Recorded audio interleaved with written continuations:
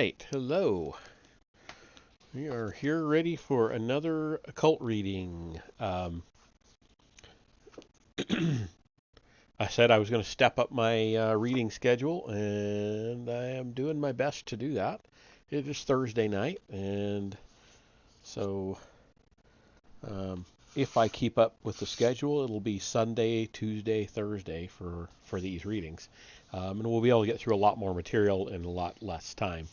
Because we're on our 17th session for this book alone. So it won't cut down on the number of sessions, because my voice still won't take much more than about an hour of reading out loud. But more sessions more often, so we'll still get through it. That's my thinking anyway. All right, so we're on to Article 32 in Forbidden History. Return to the Giza power plant. Technologist Chris Dunn finds new fuel for his thesis, by Christopher Dunn.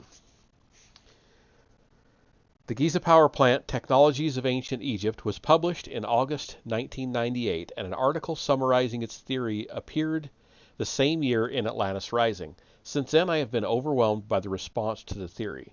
The reviews have been nothing short of incredible. I have received letters and emails from all over the world supporting the argument that high levels of technology existed in prehistory and that the Great Pyramid represents the pinnacle of that technology.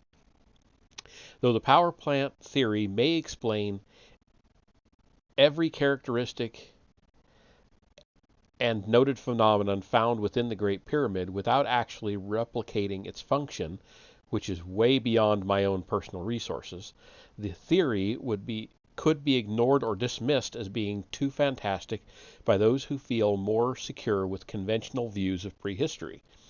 Not so with the hard evidence of machining. There is a section in the book that is increasingly being seen as the smoking gun that proves beyond a doubt that the pyramid builders used advanced technology. It is not a simple matter to discuss the physical constraints imposed on those who would attempt to replicate accurately the granite artifacts found in abundance all over the ancient world.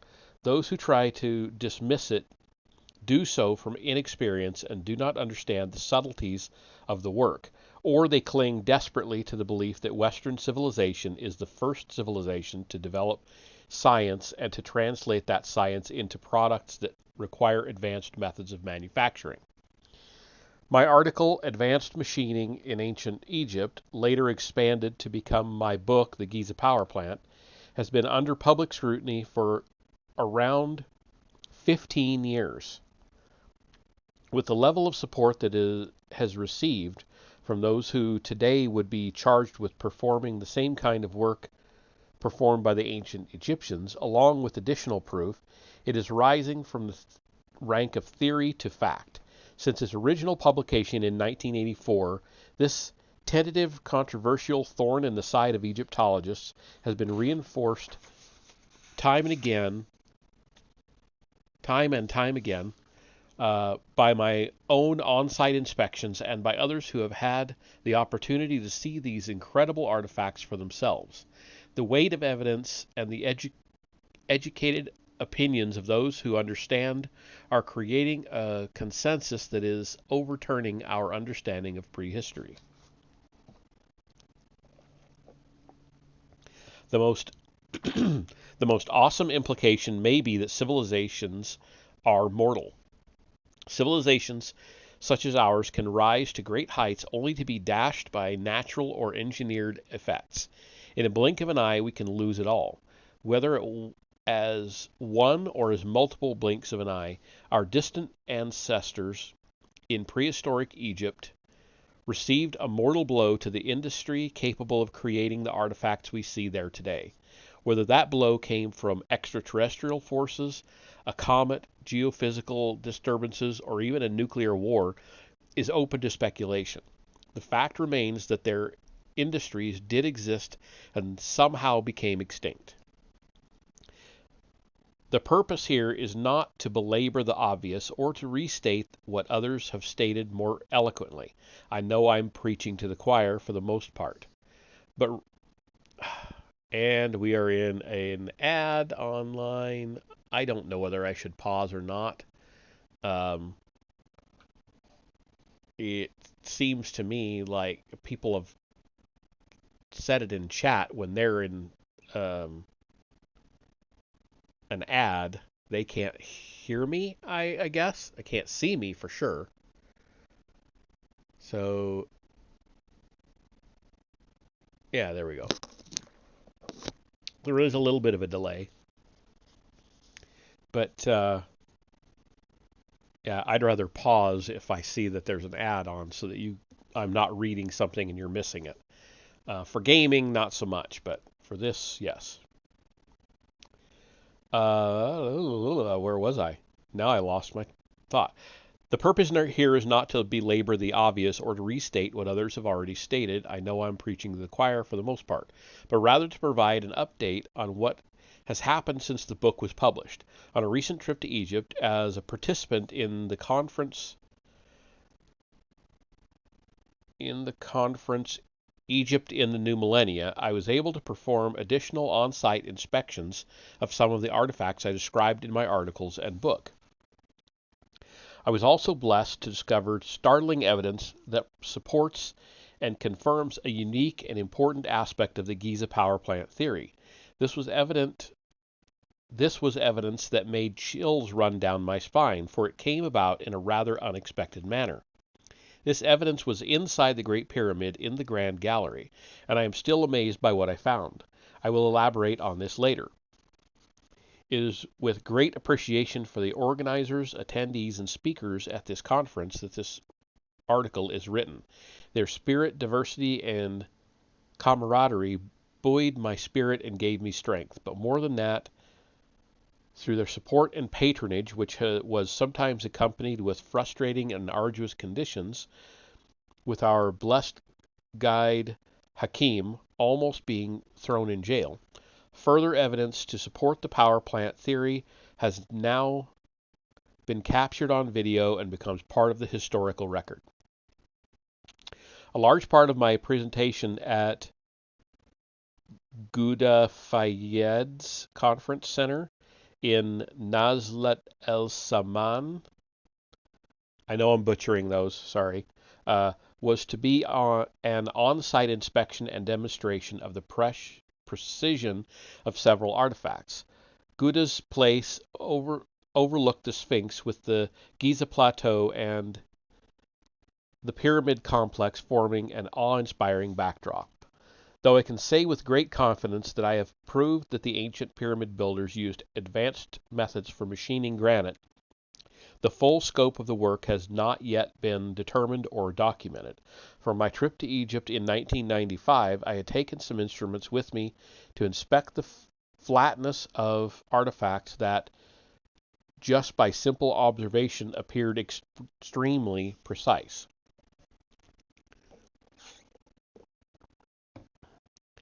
And there is a picture here.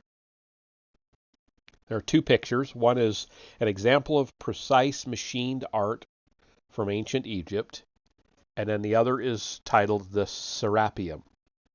Both pictures by Christopher Dunn. I'll go ahead and show those. So this one is the precise machining.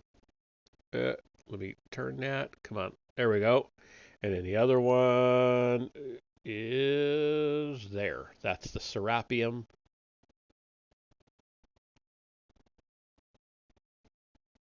Okay.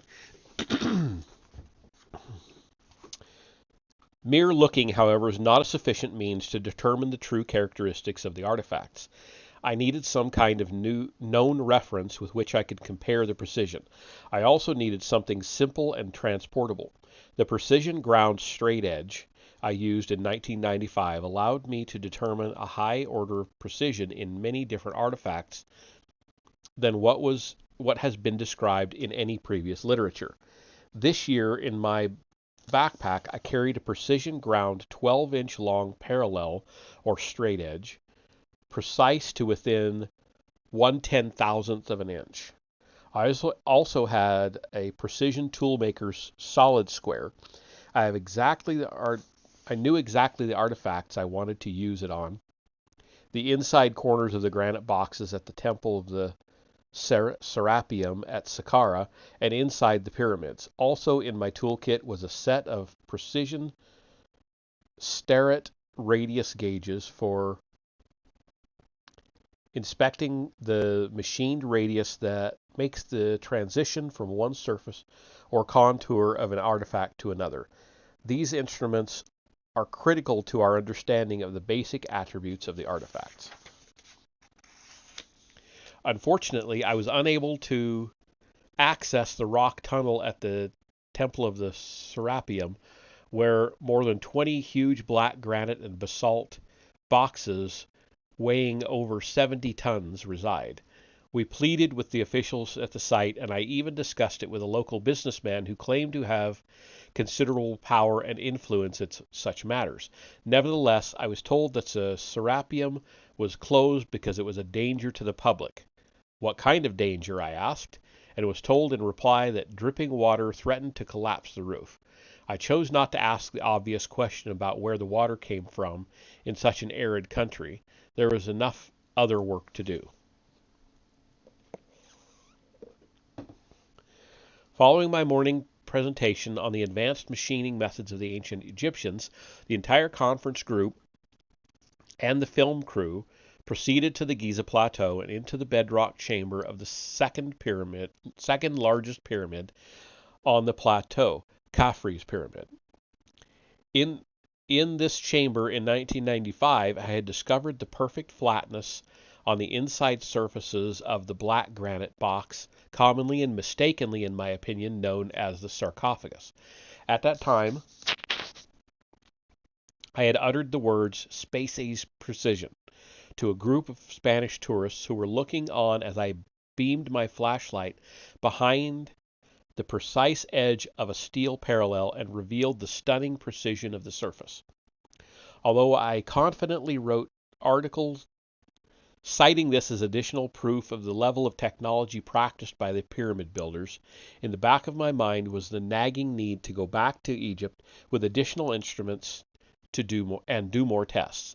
Each time I go to Egypt, I approach these relics with eager anticipation and some trepidation. Will I find them the same? Will the next range of instruments confirm or deny what was gleaned on the previous visit?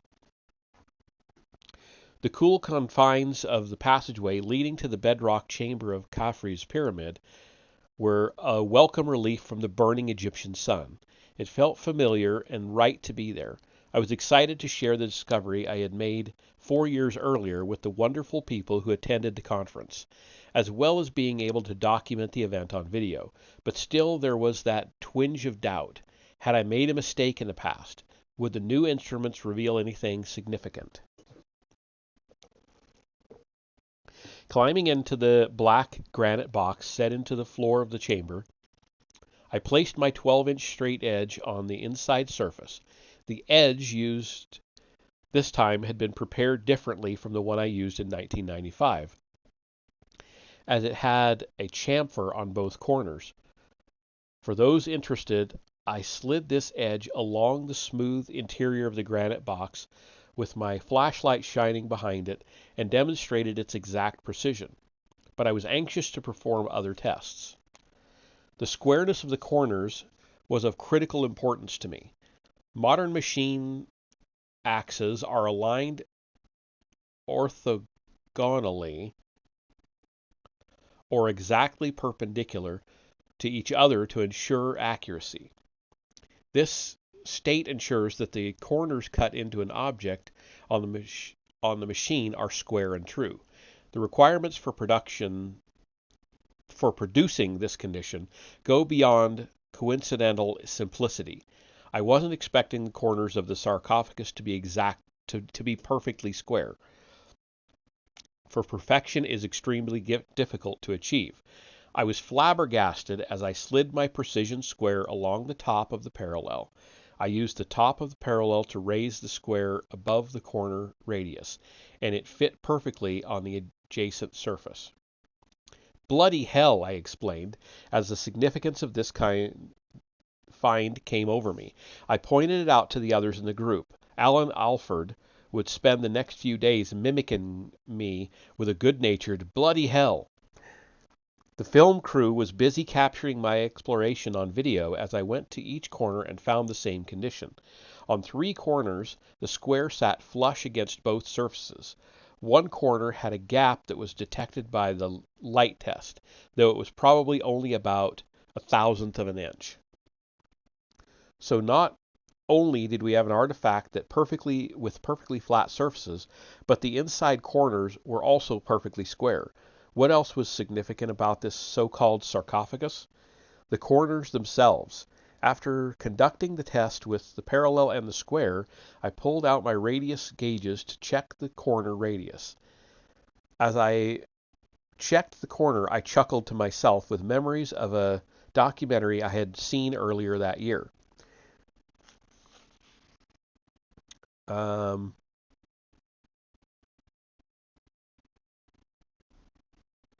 And this is a picture of him doing the measurements inside the serapeum, I guess.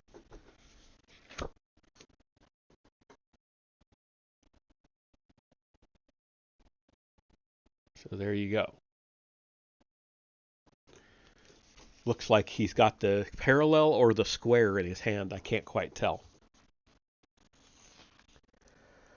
Those of you who know the Fox special in September, who saw the Fox special in September 2002, will remember the moment in it when the world's foremost Egyptologist and the director of the Giza Plateau, Zahi Hawass, picked up a dolerite ball in the bedrock chamber under one of the satellite pyramids next to Khafre's pyramid.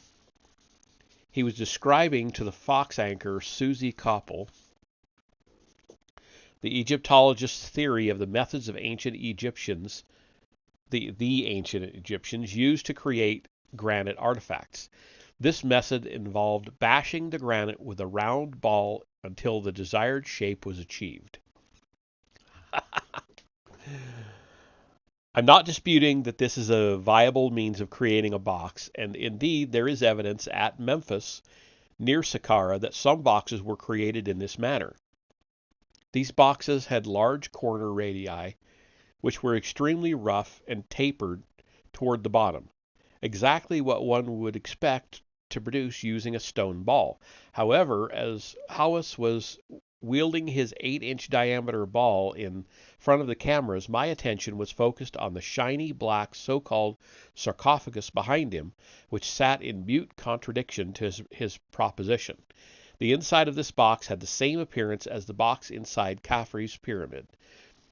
The surfaces appeared smooth and precise, but more important, the inside corners were equally as sharp as what I had witnessed in Khafre's pyramid. Just looking at it, one could see that to create such an artifact with an 8-inch diameter ball would be impossible. Likewise, creating the corner radius of the box inside Khafre's pyramid using such primitive methods would be impossible. Checking this corner radius with my radius gauges, I started with a 1/2-inch radius gauge, and I kept working my way down in size until the correct one had inadvertently been selected. The inside corner radius of the box inside Khafre's pyramid checked 3/32 of an inch. The radius at the bottom, where the floor of the box met the wall, checked 7/16 of an inch. It should go without saying that one cannot fit an 8-inch ball into a corner with a 3/32 radius, or even a 1-inch radius. The Giza power plant, the proof. Wow, this is a long article. Okay, we're on our last 2 pages. I don't think I have ever been as surprised as I was while filming inside the Grand Gallery. Filming inside the Grand Gallery had been especially rewarding, as I had had my doubts as to whether I would even get to go into the Great Pyramid. It had been closed to visitors, ostensibly for restoration, and we had spent almost a week of uncertainty over access. But after numerous calls and visits to officials, we finally got the go-ahead. While most of the group meditated in the King's Chamber, the video crew and I went out into the Grand Gallery to do some filming. I was going to describe on camera my theory about the function of the Grand Gallery. This involved pointing out the slots in the gallery side ramps, the corbelled walls, and the ratchet-style ceiling. Equipped with a microphone, I stood just below the great step, the camera at the top, while the sound man adjusted his gear. I scanned the wall with my flashlight. It was then I noticed that the first corbelled ledge had some scorch marks beneath it, and that some of the stone was broken away. Then, as the camera lights came on, things became really interesting. In all the literature I had read, the Grand Gallery was described as being constructed of limestone, but here I was looking at granite. I noted a transition point further down the gallery where the rock changed from limestone to granite. I scanned the ceiling and saw, instead of the rough, crumbling limestone one sees when first entering the gallery, what appeared to be, from 28 feet below, smooth, highly polished granite. This was of great significance to me. It made sense that the material closer to the power center would be constructed of a material that was more resistant to heat. I then paid closer attention to the scorch marks on the wall. There was heavy heat damage beneath each of the corbelled layers for a distance of about 12 inches, and it seemed as though the damage was concentrated in the center of the burn marks. Then, visually, I took a straight line through the center of each scorch mark and projected it down toward the gallery ramp. That was when chills ran down my spine and the hair stood out on my neck. The line extended in alignment with the slot in the ramp. In the Giza power plant, the book, I had theorized that the harmonic resonators were housed in these slots and were oriented vertically toward the ceiling. I had also theorized that there was a hydrogen explosion inside the King's Chamber that had shut down the power plant's operation. This explosion explained many other unusual effects that had been noted inside the Great Pyramid in the past, and I had surmised that the explosion had also destroyed the resonators inside the Grand Gallery in a terrible fire. Only with the powerful lights of the video camera did the evidence become clear and illuminated before me, as at no other time before the charred evidence to support my theory. This was evidence that I had not even been looking for. Even as I conclude this article, I continue to receive confirmation that I am on the right track. Others are stepping forward with their own research along the same lines. A more complete update on all of this, though, will have to wait for another time, perhaps when the Egyptian government discloses what it finds behind Gantenbrink's door. I am most anxious to know what is discovered behind this so-called door. If my own prediction is correct, then yet another aspect of the power plant theory will be confirmed. It has been an interesting year. So if you're not familiar with the Gantenbrink door, I think there's actually an article later on that has pictures of it. I was flipping through to see how many more of these sessions we would end up having. And yeah, it's a couple articles down the line, but there is a shaft that leads, and I can't tell you exactly where it is right off the top of my head, but there's a shaft that has that they put a robot, like a little, remote control robot with a camera on it to go up this shaft, and it came to a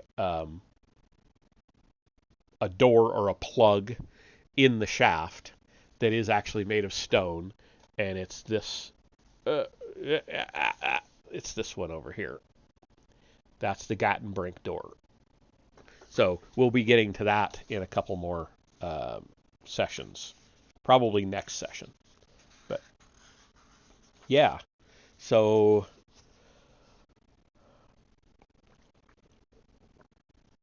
other than the precision of the cut granite, there wasn't really anything mind-blowing in that article. It was pretty much concentrated on that. Although the scorch marks are an interesting little detail. All right, so the next article is also by Christopher Dunn. Let's see, it's 1, 2, 3, 4, 7 pages, but there are 2 big pictures that are over half a page each. So, yeah. So we'll jump into this. I'm going to say this name is Petrie, P-E-T-R-I-E. So Petrie on trial. Have arguments for advanced ancient machining made by the great 19th century Egyptologist Sir William Flinders Petrie been disproved? Christopher Dunn takes on the debunkers, by Christopher Dunn.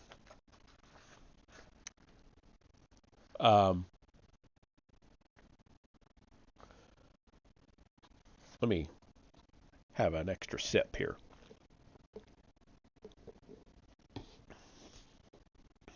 See, I can feel it in my voice. That's why I only do an hour at a time, max. If there is one area of research into ancient civilizations that proves the technological prowess of a superior prehistoric society, the study of the technical requirements necessary to produce many granite artifacts found in Egypt is it. My own research into how many of these artifacts were produced started in 1977, and my article, Advanced Machining in Ancient Egypt, was first published in Analog magazine in 1984. It was later expanded to fill 2 chapters in my book, The Giza Power Plant, Technologies of Ancient Egypt. As this body of work became more popular and well known, it was only a matter of time before the Orthodox camp attempted to diminish the significance of the artifacts and thereby discredit my work. Albeit ineffectual, This they have done in both subtle and obvious ways. 1. Documentaries have been produced that attempt to reinforce Egyptologists' views that bashing granite with hard stone balls produced fabulous granite artifacts.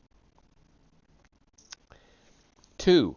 The stonemason named Denny Stocks was taken to Egypt to demonstrate how the use of copper and sand, along with a tremendous amount of manual effort, can produce holes and slots in granite. This he succeeded in doing, much to the satisfaction of Orthodox believers.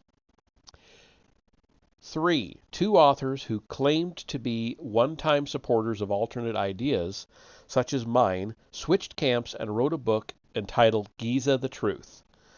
Though unschooled in the machining arts, Ian Lawton and Chris Ogilvie Harold were determined to take an antagonistic approach to the ideas I have presented and to support the Orthodox view. In each of the above cases, the limited perspective and incomplete analysis of all the evidence, though probably passing muster with their own peer reviews, do not pass muster with my own peers, who consist of the technologists involved in such work today. In fact, the consensus among the latter group is that the former are dead wrong. However, none of us is perfect, and everyone has his Achilles heel. In retrospect, I will admit to having probably taken my analysis too far when I proposed that ultrasonic machining produced the artifact known as Core Number 7. My theory of ultrasonic machining was based on Sir William Flinders Petrie's book, Pyramids and Temples of Giza. In this book, Petrie described an artifact with marks of a drilling process that left a spiral groove in granite, indicating that the drill sank into the granite at 1/10 of an inch per revolution of the drill. The next sentence is going to take me on to the next page, but before I do that, there is one of the big pictures here titled Petrie's Artifacts. You're probably not going to be able to see them very well, but I'm going to show you the picture anyway. Okay. Dang it. Okay, so try to adjust everything backwards. So there are numbers on there, but I don't think they're given in this text. I think those are numbers relating to Petrie's writings, so they won't appear here. My conviction was shaken when I read in Giza the Truth that two researchers, John Reed and Harry Brownlee, had effectively dismissed my theories of how the ancient Egyptians had drilled granite.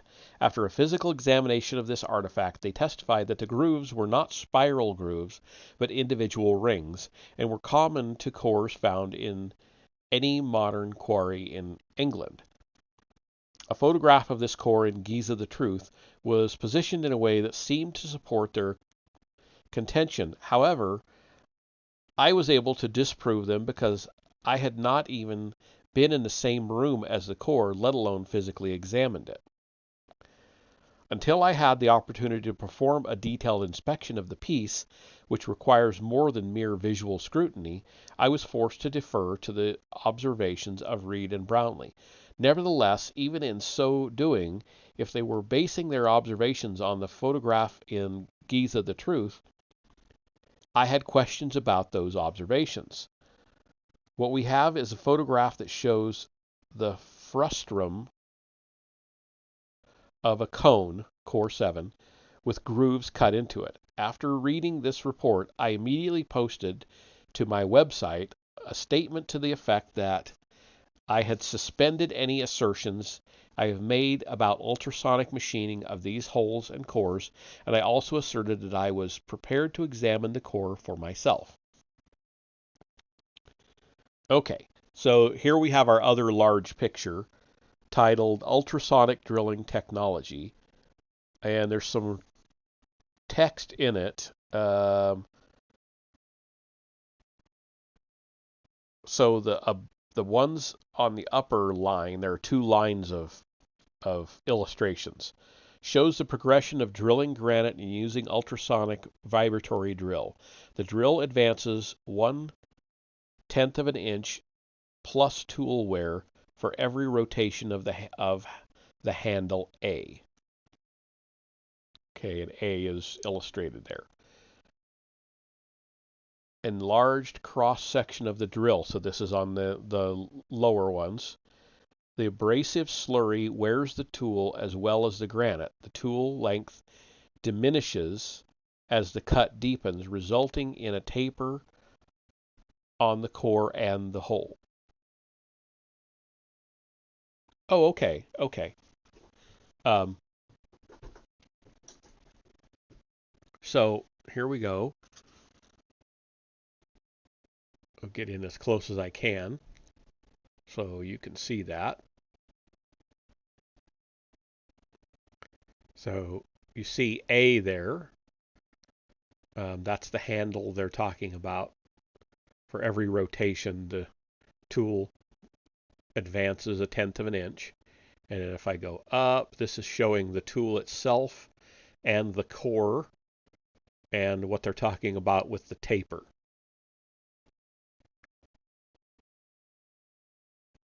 Okay. Okay, moving on. Until I had the opportunity to perform a detailed inspection of the piece, which requires... Oh, whoa. I've already read that. Sorry. On November 10th, 1999, I flew out of Indianapolis heading for England. My webmaster, Nick Annies, had arranged with the Petrie Museum for the inspection of the core while the museum was closed for academic research. Nick and I took the train to King's Cross on Monday, November 15th, 1999. A short walk to the University College, London, found us at 10:30 a.m. standing on the bottom step of the Petrie Museum, looking up at a gregarious doorman who advised us to have a cup of tea while we waited for the museum to open, and then pointed us in the direction of a cafeteria. Not only a cuppa did we find there, but a wonderful English breakfast as well. Oh, here we go for another art ad.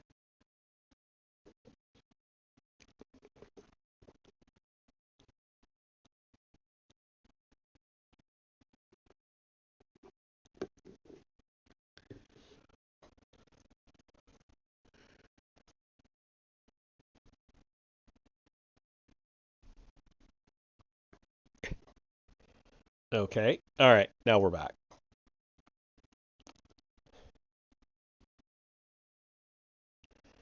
So, then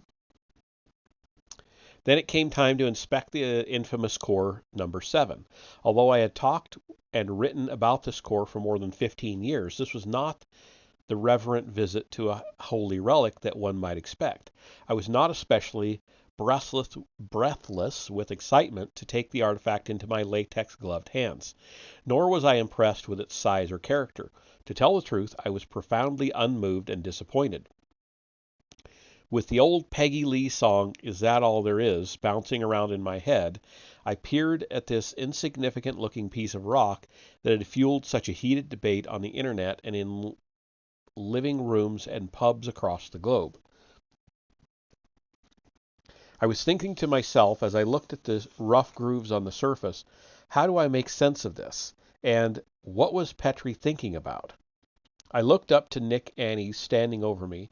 He had a look on his face that reminded me of my mother, within whose face I sought comfort when, at the age of 8, I was lying on the operating table having a wart burned out of my palm by a long, hot needle.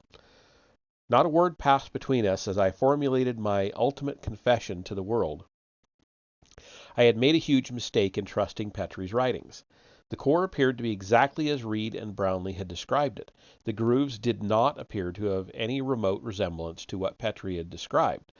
With the truth resting where a wart once grew, I was frozen in time. With resignation, I proceeded to check with the width between the grooves. using a 50x handheld microscope with 1,000th gradated, I think that's supposed to be gradiated, reticle to 1/10 of an inch. At this point, I was, or graduated reticle? Okay. I was certain that Petrie had been totally wrong in his evaluation of the piece. The distance between the grooves, which are scored into the core along the entire length, was 0.04 to 0.08 inches. I was devastated that Petrie had even gotten the distance between the grooves wrong. Any further measurements, I thought, would just be perfunctory. I couldn't support any theory of advanced machining if Petrie's dimensions of 1/10 of an inch feed rate could not be verified. Nevertheless, I continued with my examination. The crystalline structure of the core under microscope was beyond my ability to evaluate. I could not determine, as surely as Petrie had, that the groove ran deeper through the quartz than through the feldspar. I did notice that there were some regions, very few, where the biotite, black mica, appeared to be ripped from the feldspar in a way that is similar to other artifacts found in Egypt.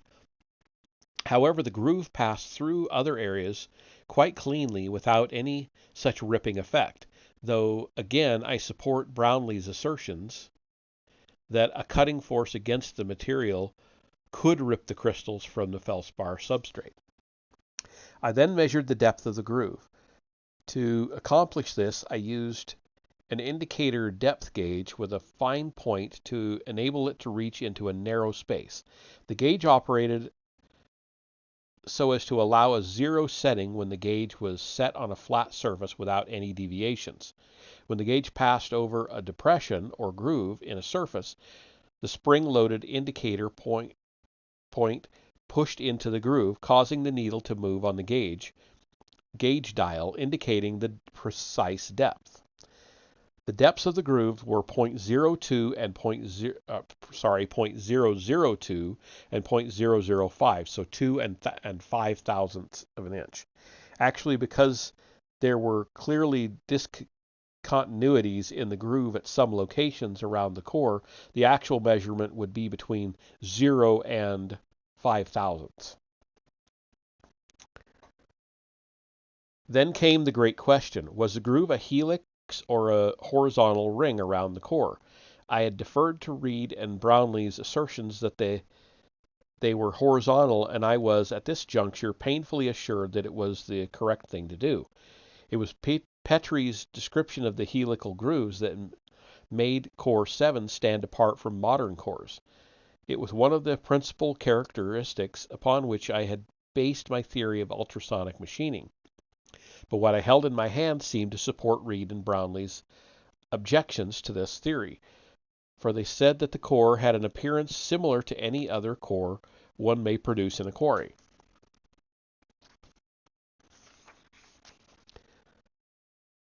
White cotton thread was a perfect tool to use when inspecting for a helical groove. Why not use a thread to check a thread? I carefully placed one end of the thread in a groove while Nick secured it with a piece of Scotch tape. While I peered through my 10x optivisor, 10 power, I should say, optivisor, I rotated the core in my left hand, making sure the thread stayed in the groove within my right. The groove varied in depth as it circled the core, and at some points there was just a faint scratch that I would probably not have detected with my naked eye. As the other end of the thread came into view, I could see that what Petrie had described about this core was not quite correct. Petrie had described a single helical groove that had a pitch of 1/10 of an inch. What I was looking at was not a single helical groove, but two helical grooves.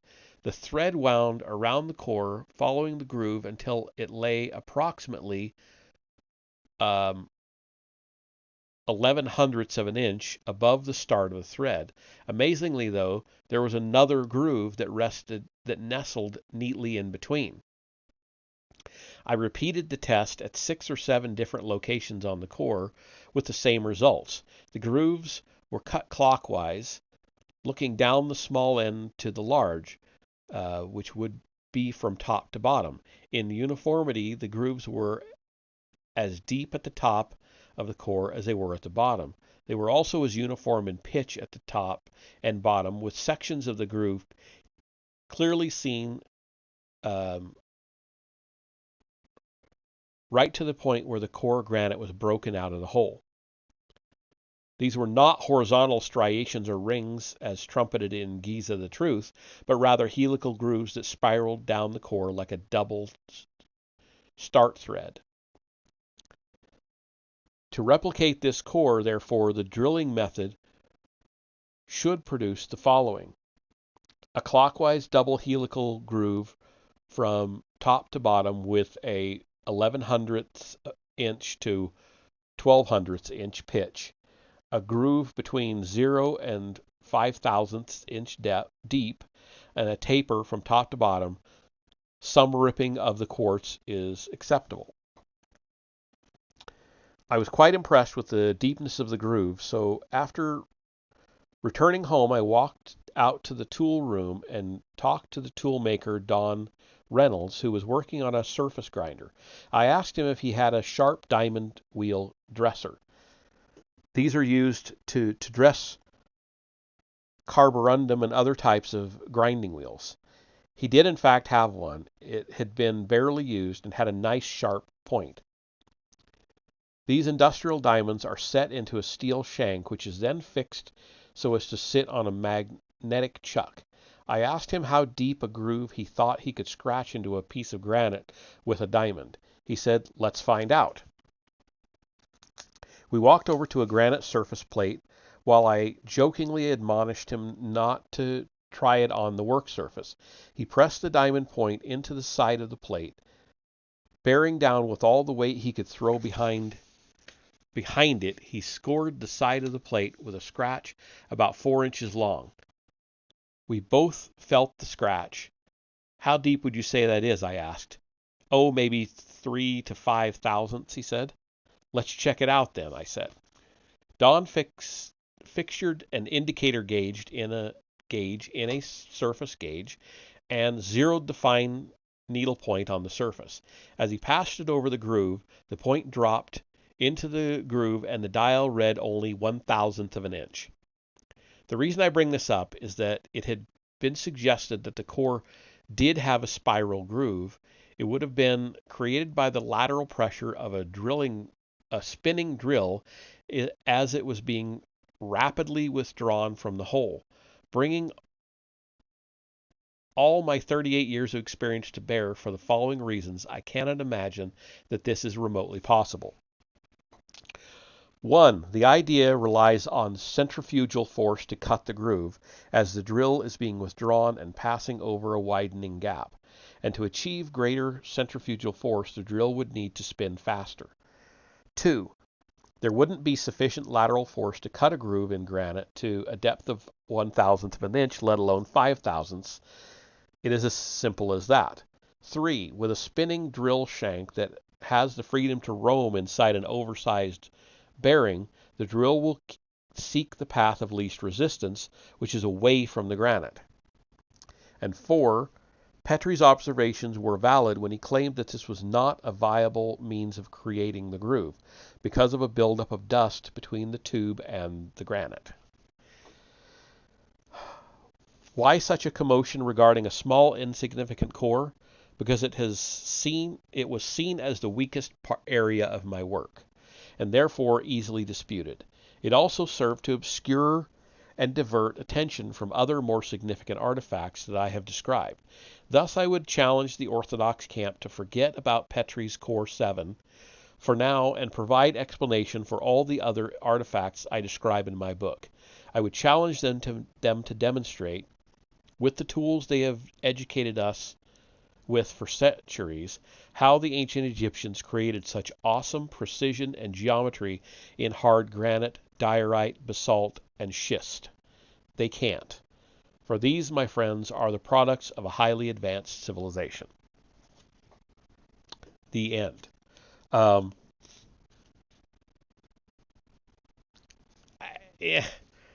That article didn't really blow my skirt up either, as far as revealing anything. I mean, he said that Petrie said that they were helical grooves. The two guys said no, they're not. He proved that they are, at least to himself. So, kind of anticlimactic in a way. Didn't really reveal anything new. More him just defending himself. The next article, is also by Christopher Dunn. And it is about, do we really know why the ancients used such giant stones in the pyramids, so-called relieving chambers? And then the one after that, also by Christopher Dunn. Wow, they really like this guy in the end of this book. Did the ancients have it? Oh, precision. Did the ancients have it? And if they did, should it matter to us? So that'll be the next two articles. And the next one is Christopher Dunn. Holy crap. And the next one is Christopher Dunn. Boy, I'm going to be sick to death of this guy by the time we get done. Finally, we get to somebody else in Article 38. So, yeah.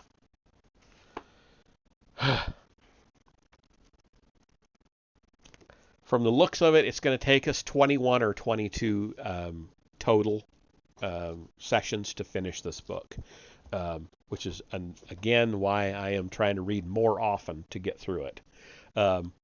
So, here pretty soon, probably sometime this week, I am going to put out a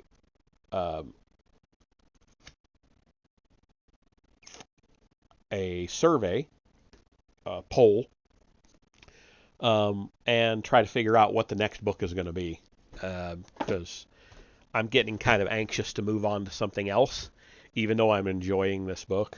So anyway, that'll be that, and I will be back shortly for some. Oh shit! What day is it? It's Thursday. What game do I play on Thursday? Fallout 3. So I'll be back shortly with some Fallout 3.